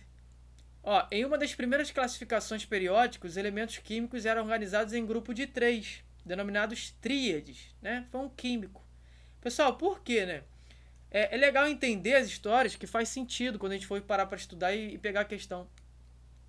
A tabela que você conhece hoje, né, que facilita muitos estudos, ela teve assim...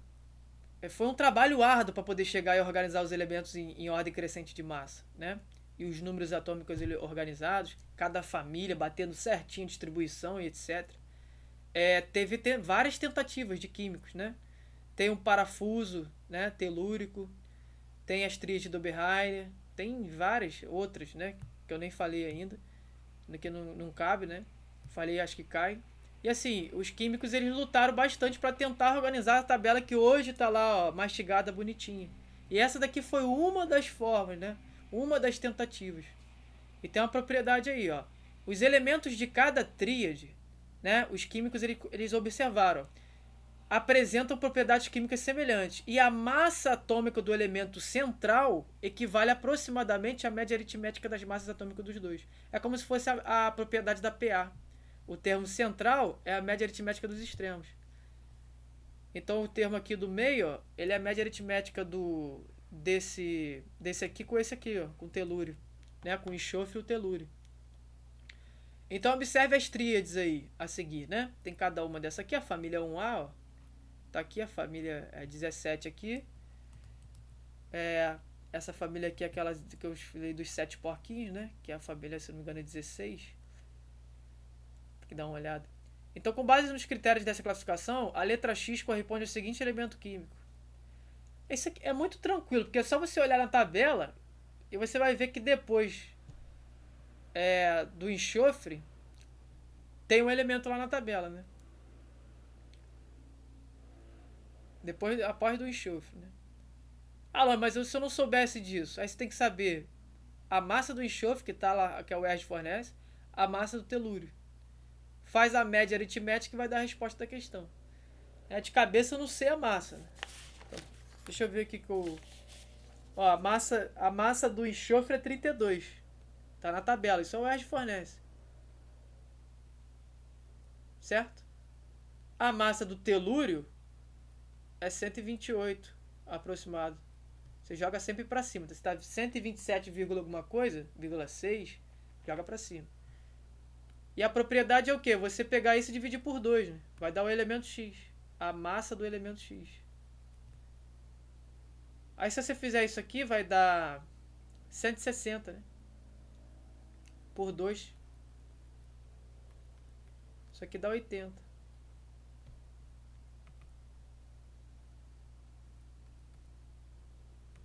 Qual é o elemento da tabela periódica que tem uma massa aproximadamente igual a 80? Que está ali entre o S, o telúrio, né? Na família ali. Qual é esse cara, né? Aí você é só pegar a tabela e olhar quem está próximo de 80. Né? Vai dar 70 e alguma coisa. 78, 79. Vai estar próximo de 80, né? É legal pegar a tabela. Eu não estou com a tabela aqui. Deixa eu ver se eu... Aqui, ó. Dá sim. É o selênio, né? Ele tem 78,9, aproximadamente 79. Como ele falou que é aproximado, aproximadamente. Então é o SS, selênio. Aqui, ó, a letra C. A resposta da questão. Tranquilo isso? Deixa eu ver se tem outra aqui. Não. A tabela da UERJ é 79.